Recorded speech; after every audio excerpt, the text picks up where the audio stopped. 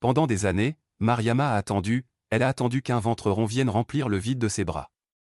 Elle a attendu qu'un cri d'enfant rompe le silence lourd de sa maison. Elle a prié, supplié, consulté marabouts, médecins, devins. En vain. Le temps, lui, ne l'a pas attendu. Il est passé. Lentement.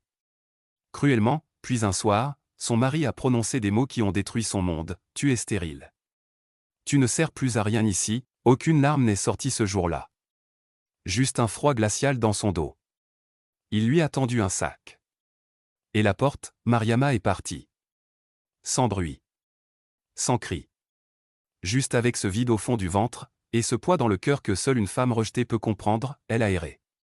Dormi chez une cousine, puis sur un matelas posé au sol, avant de frapper à la porte d'Akissi, sa seule véritable amie.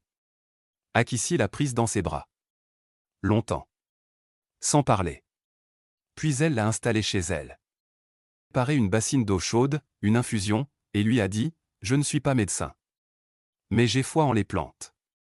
Et j'ai foi en toi ». Chaque matin, Akissi lui préparait les tisanes de Miss Bamba. Des feuilles amères, mais pleines de promesses. Pendant que Mariama pleurait en silence. Pas à cause de l'homme. Mais à cause de cette vie qui lui refusait le droit d'être mère. Pour survivre, Mariama a commencé à travailler dans une boutique de vêtements du quartier. Elle ne souriait plus. Elle s'occupait. Elle fuyait ses pensées. Un jour, un homme est entré. Adama. Il voulait juste un boubou, il est revenu le lendemain. Puis le surlendemain, et peu à peu, il est entré dans sa vie. Doucement. Avec patience. Sans poser de questions, Mariama ne comprenait pas. Comment pouvait-on encore la regarder avec tendresse? Elle, la femme jetée, abîmée, oubliée? Mais Adama n'a pas fui. Il l'a aimée. Juste comme elle était. Des mois plus tard, un matin doux, Mariama a vomi, elle n'a rien dit. Elle a attendu.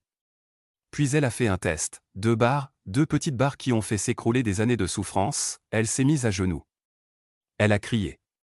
Elle a pleuré toutes les larmes qu'elle n'avait pas pu pleurer.